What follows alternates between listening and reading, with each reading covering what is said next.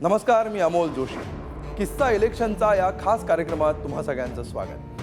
आज आपण बोलणार आहोत लोकसभेच्या बुलढाणा मतदारसंघाविषयी. आयत्या वेळी केली जाणारी वक्तव्य, वादग्रस्त विधानं आणि भावनिक साथ या गोष्टी बुलढाण्यातल्या लोकसभेची गणितं कायमच बदलत आलेली आहेत. कधी स्वतःविषयी केलेली विधानं तर कधी इतरांविषयी केलेली वक्तव्य नेत्यांच्या फायद्याची किंवा तोट्याची ठरत आली. बुलढाण्याच्या निवडणुकीतले असेच पडद्यामागचे किस्से आणि गुंतागुंतीचं राजकारण समजून घेऊया किस्सा इलेक्शनचा या खास कार्यक्रम.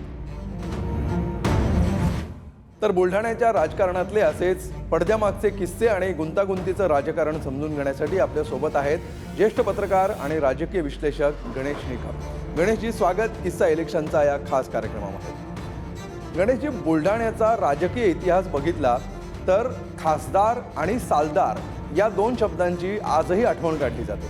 तर सालदार या शब्दामुळं निवडणुकीचं गणित कसं बदललं होतं, हे कधी घडलं होतं आणि नेमका काय किस्सा होता तो?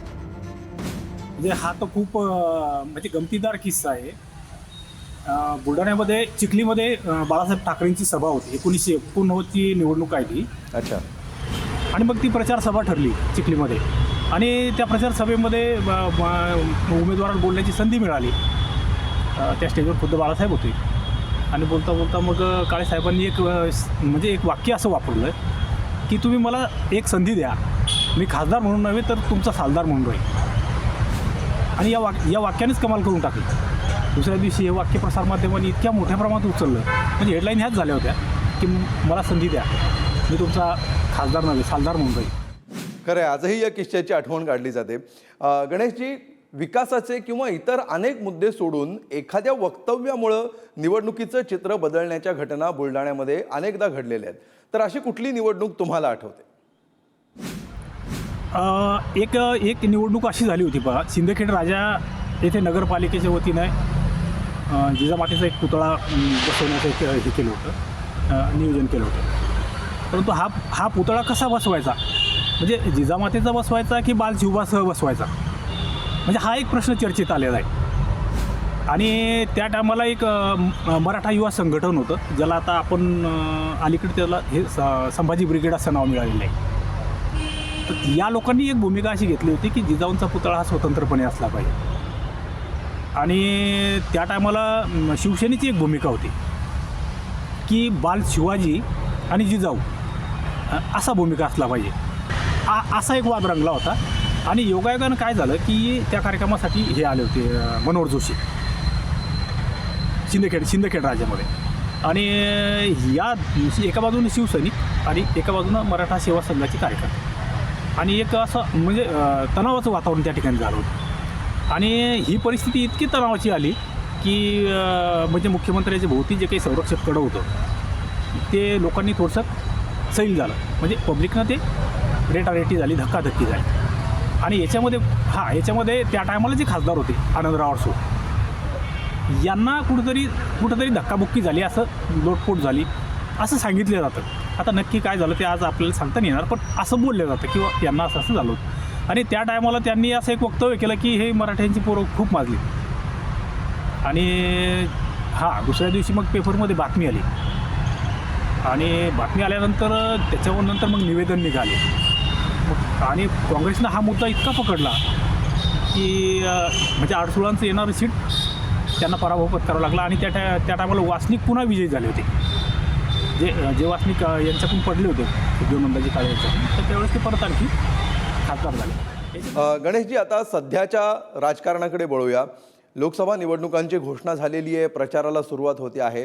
तर सध्या बुलढाण्यातलं राजकारण, राजकीय समीकरणं, पक्षीय बलाबल कसं दिसतंय, काय सध्या चित्र दिसतंय? सर, आता याच्यामध्ये जर पाहिलं आपण तर सध्या बुलढाणा जिल्ह्यामध्ये जी आमदारांची संख्या आहे 7 आमदार आहेत. तर त्याच्यामध्ये म्हणजे एक अपवाद जर वगळला तर भाजपलाच हे अनुकूल आहेत बाकीचे आमदार. तरी आणि त्यांचा प्रत्येकाचा आपापल्या मतदारसंघामध्ये एक मोठा प्रभाव आहे आपल्याला दिसतो. आणि दुसऱ्या बाजूला काँग्रेसचा एकच आमदार आहे, परंतु तोही आता काँग्रेसचा आहे असं म्हणतो आपण आज, पण आता भविष्यात काय होईल सांगता नाही, कारण समीकरणं फार गतिमान झालेली आहेत. तर असं मानता येईल आपल्याला समजा की ते आज रोजी तरी राजकीय नेते जे आहेत मोठमोठे समजा जिल्ह्यामध्ये ज्यांचं वजन आहे, ज्यांचं प्रस्थ आहे, असे बरेचसे लोक भाजपच्या बाजूनं तुम्हाला झुकलेले दिसतात. तर आता याच्यामध्ये एक ही बाजू जर पाहिली आपण तर याच्यामध्ये भारतीय जनता पार्टीची पोझिशन आपल्याला थोडीशी स्ट्रॉंग वाटते. पण दुसरी एक बाजू अशी आहे की मध्यंतरी जे राजकारण महाराष्ट्रामध्ये घडलेलं आहे म्हणजे शिवसेना ठाकरेंची किंवा राष्ट्रवादी शरद पवारांची अजित पवारांची, तर याच्यामध्ये जे शिवसैनिक आहेत मूळ शिवसैनिक ज्यांना म्हणतो आपण, तर अशा मूळ सैनिकांनी यांना सोडलेलं नाही कोणाला, उद्धव ठाकरेंना. म्हणजे ते ग्रामीणमध्ये हा बेस आजही कायम आहे आणि या लोकांच्या मनामध्ये एक चीड आहे, संतापाची भावना आहे. बुलढाणा जिल्ह्यामधला एक इतिहास असा आहे की ज्यावेळेस शिवसेनेमध्ये बंड होतं म्हणजे डॉक्टर राजेंद्र गोडे छगन भुजबळ यांच्यासोबत सोडून गेले होते. गोडे त्या टायमाला बुलढाण्याचे आमदार होते आणि बुलढाण्याचे आमदार होते आणि भुजबळांच्या बंडामध्ये ते सहभागी झाले होते. म्हणजे गोडे एक मोठं प्रश्न होतं आणि त्या टायमाला गोडे साहेबांच्या विरोधामध्ये एक सामान्य शिवसैनिक उभा राहिला, विजयराज शिंदे नावाचा, आणि विजयराज शिंदेंनी त्यांना म्हणजे पराभूत केलेले गोडे साहेबांना. आता शिंदे साहेबांना काही अशी पार्श्वभूमी नव्हती, ते अतिशय सामान्य कुटुंबातला माणूस होता. तर त्यांनी आता 1996ची ही जी निवडणूक आहे ती आता यावेळेस रिपीट होती का कसे हे पाहावं लागेल आपल्याला, कारण लोकांच्या मनामध्ये हे झालेल्या स्थित्यंतरामुळे बरेचसे संभ्रम आहे.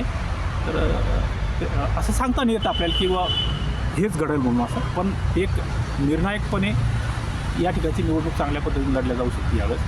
आणि प्रतापराव जाधवांच्या विरोधामध्ये नरहू खेडेकर जे आपले उद्धव ठाकरे गटाचे सांगितलं होतं, अजून त्याचं म्हणजे फायनल झालेलं नाही, परंतु हे मनोमन मानलं जातं की अशा पद्धतीने एक तुमची लढत राहणार आहे.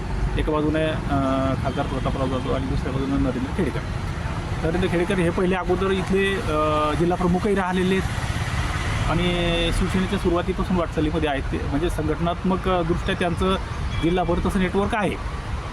आणि खासदार साहेब प्रतापराव 3 वेळेस खासदार राहिल्यामुळं त्यांचा एक मोठा वर्ग तर आहेच, पण आता त्यांना भाजपची मोठी साथ मिळालेली आहे. तर दुसऱ्या बाजूनं अपक्ष म्हणून 2 उमेदवार पुन्हा आणखी जोरान ताकदीने कामाला लागलेले. तर आता मध्यंतरी आपण एक वक्तव्य ऐकलं असेल की राजू शेट्टींच्या डोक्यात काय आहे हे मला माहिती नाही, पण माझ्या डोक्यात लोकसभा आहे असं रविकांत तुपकरांनी म्हटलं होतं. गाजलं होतं चांगलं, आपलं राज्यभर गाजलं होतं हे वक्तव्य, त्यांचं तुपकरांचं हे वक्तव्य गाजलं होतं. तर तुपकर हे कामाला लागलेले आहेत, म्हणजे अगदी म्हणजे कोणत्या पक्षाचं तिकीट मिळतं किंवा नाही मिळतं हा भाग सोडून द्या, पण त्यांना लढायचं हे त्यांनी ठरवलेलं आहे. आणि गावोगावी सभा, कार्यकर्त्यांच्या भेटीगाठी, मेळावे हे सत्र त्यांचं सुरू आहे.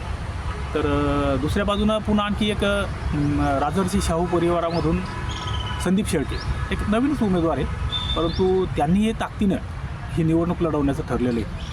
बुलढाणा वन मिशन नावाचं एक त्यांनी मिशन काढलेलं आहे आणि बुलढाण्याचं जसं एक ब्ल्यू प्रिंट म्हणतो आपण तशा पद्धतीने एक त्यांनी तयार केलेली आहे की बुलढाणा असं मॉडेल असणार आहे आपलं, तुम्ही विकासाच्या मुद्द्यावर मला सहकार्य करा. तर अशा पद्धतीनं एक हे 4 लोक प्रामुख्याने निवडणुकीच्या रिंगणामध्ये आज तुम्हाला दिसतात, पण हे 4 दिसतात एवढेच आहेत अशातला काही भाग नाही. ही संख्या आणखी वाढणार आहे. ऐन वेळेवर आणखी बरेचसे लोक याच्यामध्ये सहभागी होऊ शकतात असं मला वाटतं. खूप खूप धन्यवाद गणेशजी, तुम्ही सांगितलेल्या किस्सांबद्दल आणि तुम्ही केलेल्या विश्लेषणाबद्दल. तर प्रेक्षक हो, बुलढाण्यात यंदाच्या लोकसभेला काय चित्र असेल, काय परिस्थिती निर्माण होईल, कोणाला संधी मिळेल असं तुम्हाला वाटतं?